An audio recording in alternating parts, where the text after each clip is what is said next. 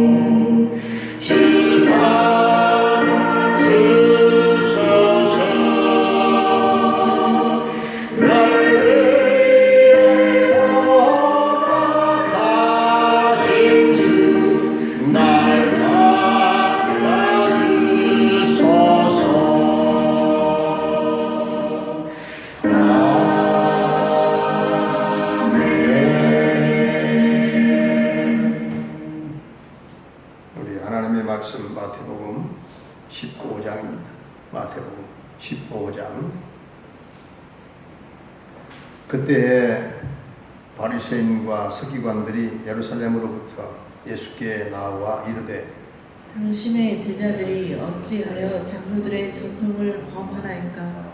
떡 먹을 때에 손을 씻지 아니하나이다. 대답하여 이르시되 너희는 어찌하여 너희의 전통으로 하나님의 계명을 범하느냐?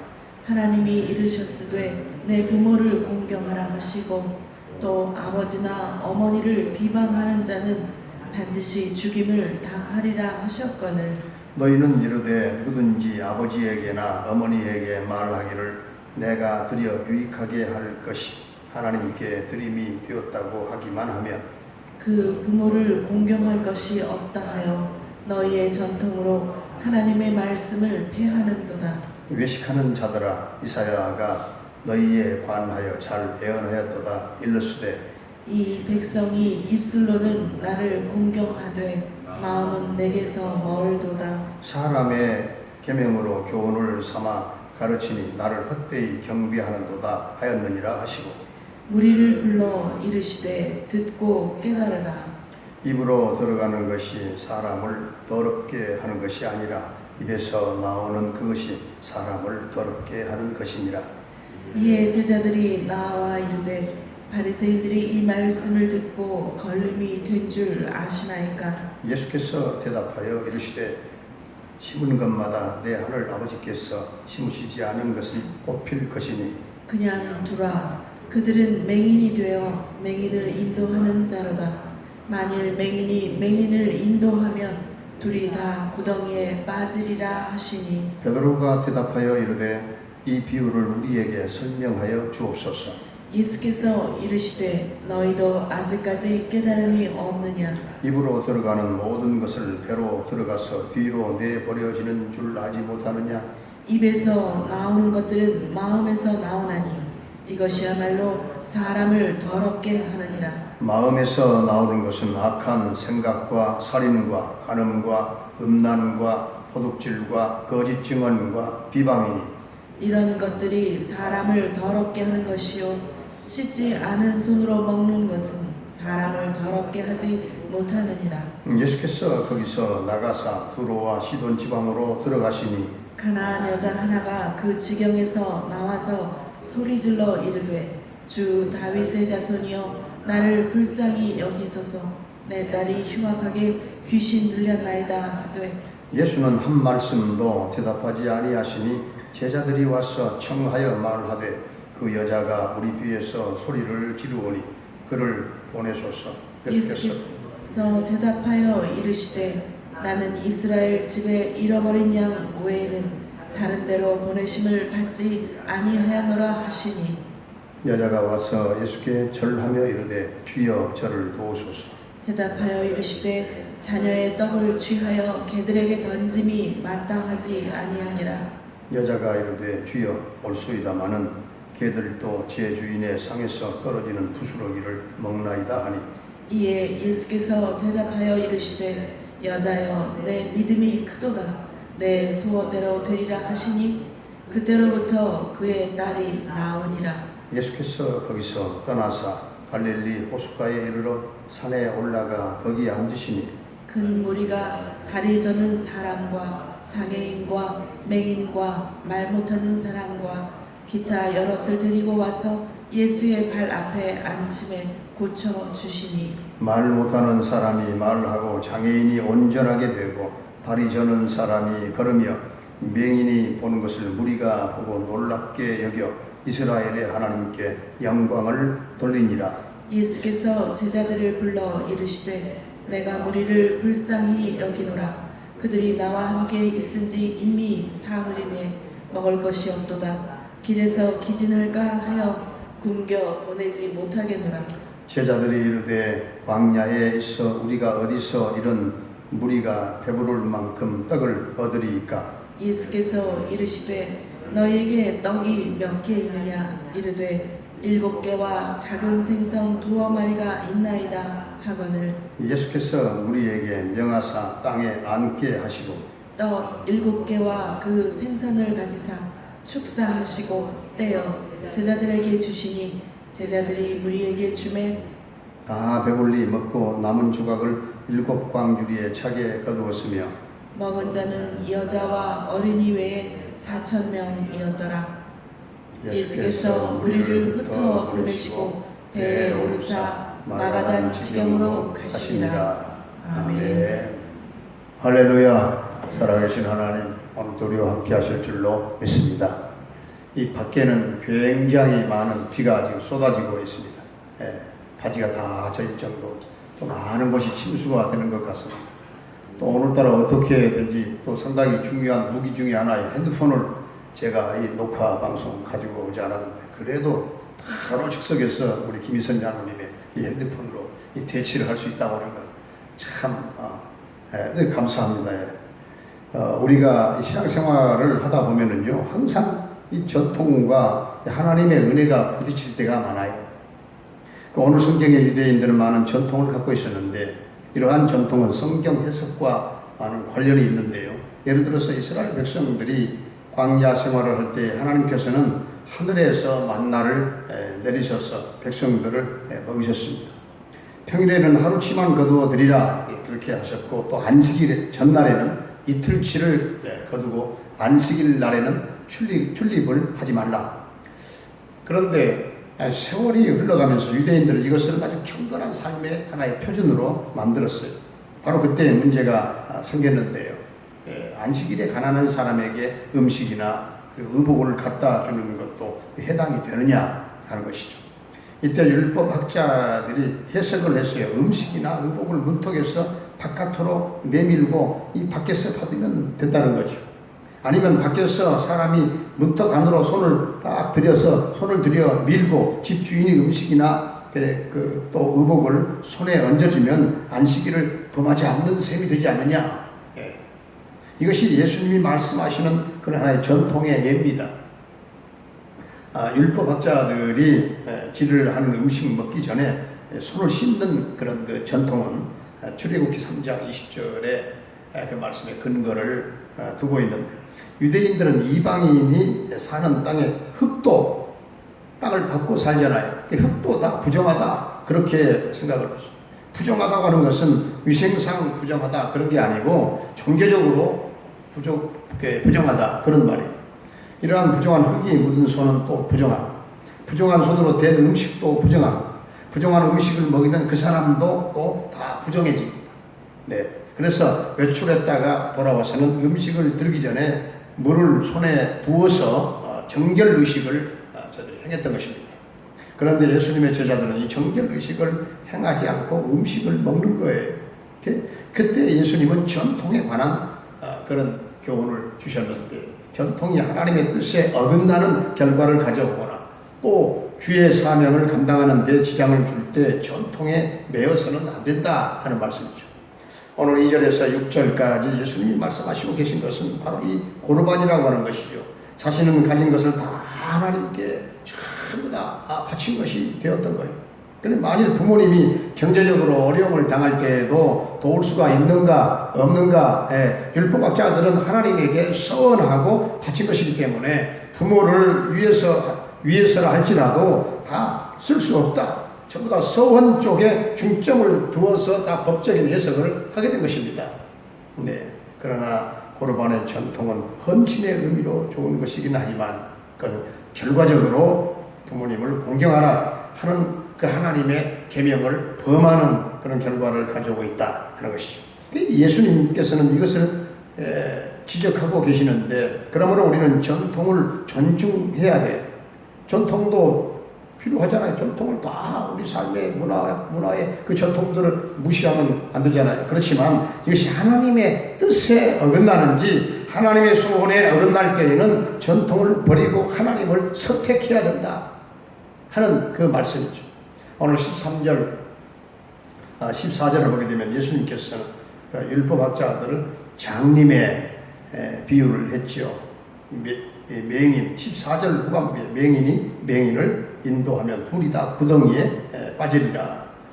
율법학자들이 백성을 가르치는 것을 장님이 맹인을 인도하는 것에 그렇게 비유를 하셨고 끝에 가서 중대한 결과가 생길 것을 예고하십니다. 15절에서 오늘 20절까지를 쭉 보면 정결에 관한 문제로 시작해서 정결에 관한 교훈으로 끝나는데요. 예수님은 입으로 들어가는 것이 아니라 입에서 나오는 것이 우리를 더럽게 한다, 우리를 부정하게 한다, 이렇게 말씀하십니다. 음식이 우리를 부정하게 하는 것이 아니라 입에서 나오는 말이 우리를 부정하게 한다는 것이에요. 그런데 부정한 말은 부정한 마음에서 나오는 것이죠. 오늘 18절을 한번 같이 하는 거예요. 18절. 자, 시작. 입에서 나오는 것들은 마음에서 나오나니 이것이야말로 사람을 더럽게 하느니라. 그러므로 우리가 하나님 앞에서 정결하려면 음식보다 말을 정결하게 해야 하고 말보다 마음을 정결하게 해야 되고, 그리스도인들은 술, 담배를 하지 않아요. 아주 잘하는 행동이에요. 그러나 술, 담배를 하지 않는 것으로 모든 정결한 모습을 다 대변할 수는 없어요. 말을 정결하게 해야 돼요. 부정적이고 또 남 흉보고 거짓말하고 그것은 참된 경건이 아니지요. 입으로 들어가는 음식보다 중요한 것은 입에서 나오는 말이 궁극적으로 마음을 정결케 해야 돼요. 말을 노력하면 절제가 되죠. 남 앞에서 경건한 말을 할 수가 있게 돼요. 그러나 남이 들여다볼 수 없는 마음을 정결케 해야만 하나님 앞에서 정결한 사람으로 우리가 설 수가 있다 하는 거죠. 그러므로 마음을 살펴서 분노가 있으면 회개함으로 해결해야 돼요. 교만이 있으면 또 해결해야 돼요. 물욕이 있으면 제해버려야 돼요. 21절부터 28절까지는 우리가 잘 알고 있는 수로보니게 이 가나안 여인의 사건이기도 하죠. 수로보니게 여인이라고도 하죠. 이 수로보니게 여인, 주님께서는 이방 여인을 사랑하셨어요. 그 이유는 그 이방 여인의 끈기 때문입니다. 예수님의 거절에도 불구하고 이 가나안 여인, 이 어떻게 보면 괴취급당하는 그런 그 여인이 부스러기 은혜라고 갈망하면서 이 포기하지 않고 끈질기게 매달리잖아요. 그리고 마침내는 자신의 소원을 이루었어요. 성령의 열매 중에 하나도 끈기, 인내, 오래 참음이죠. 오늘 성경의 가나안 여인은 끈기 있게 간구해서 정말 믿음이 좋다고 하는 그런 칭찬을 들었을 뿐만 아니라 딸이 치유되는 그런 놀라운 기적의 사건도 경험을 하게 되었습니다. 하나님은 끈기를 인내하는 자를 또 사랑하시는데 우리는 끈기 있게 참 기도하기가 힘들잖아요. 하나님이 침묵하시거나 또 하나님이 거절하셨다 그렇게 생각될 때에 이 여인처럼 끈기 있게 매달리지 못하고 포기할 때가 많다고 말이에요. 그래서 소원을 이루지 못하고 또 그래서 응답받지 못할 때도 많지. 우리는 끈기를 가지고 끝까지 응답받을 때까지 우리가 기도해야 되는 줄로 믿습니다. 기도는 하나님의 계획도 바꾸는 거예요.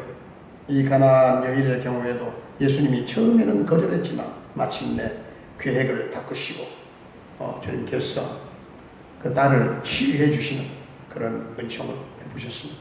어떤 경우에도 우리는 이 기도에 생명줄 놓지 말아야 끈기 있게 기도함으로 마침내 소원을 이루고 또 응답받는 그런 믿음의 삶을 영위할 수 있기를 주의 이름으로 축원합니다. 은혜로우신 우리 아버지 하나님, 우리가 신앙생활을 할 때 때로는 전통을 존중해야 될 때도 있지만 그러나 전통이 말씀 위에 설 수는 없사오니 언제나 말씀이 중심되는 교회여 말씀이 중심이 되는 성도의 삶이 되게 해 주시옵소서.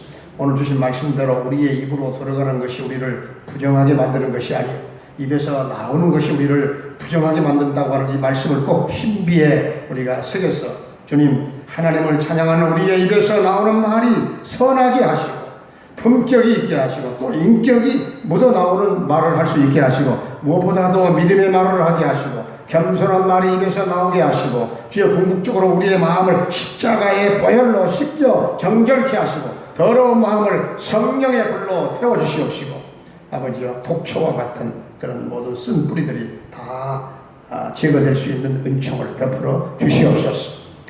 수로보니게 이 가나안 여인같이 끈기 있게 기도의 생명줄을 붙잡고 기도하는 우리 성도들이 다 되어지기를 원합니다. 개취급당하는 그 자존심을 다 구기면서도 부스러기 은혜라도 갈망하면서 포기하지 아니하는 그 믿음으로 매달려 간구함으로 소원을 이루고 딸까지 치유함 받았던 것처럼 아버지 하나님 우리도 주님께서 주실 그 부스러기 은혜라도 주님 주시옵소서. 갈망하며 간구하는 우리 성도들로 응답받는 삶을 살게 하여 주시옵소서.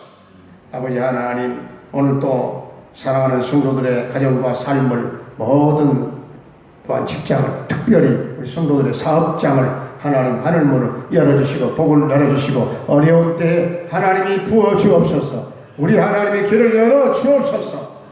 아버지 하나님, 사랑하는 우리 자녀들의 앞길을 인도하시고 지혜와 청명, 특별히 수험생들 이 얼마 남지 않은 기간 동안 최선을 다하여 집중력을 발휘하여 승리할 수 있도록 우리 사랑하는 자녀들을 축복해 주시옵소서. 사랑하는 부모님들의 남은 일생을 주님 선이 인도하시고 동행하시고 은혜의 날개 아래 품어주시고 주여 위를 바라보게 하시고 언제나 천국 소망으로 가득 찬 삶이 되게 하여 주시옵소서.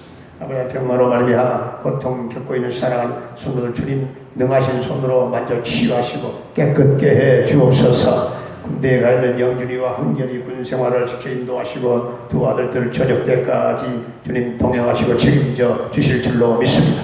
캐나다에 가 있는 정찬석 집사님의 가정을 돌보아 주시고 주여 향 통쾌하시며 대성을 이루게 하시고 평강 승리의 소식이 전해지게 해 주시옵소서. 우리 사랑 어린 생명, 우리 민욱이를 비롯한 모든 어린 생명들, 어린 아이들 하나님, 저들의 생명을 보존하시고 보호해 주시고 하나님 면역성을 더해 주시고 하나님 영적, 정신적, 하나님 육체적, 사회적 성장이 우리 어린 생명들에게 하나님 있게 하여 주시옵소서.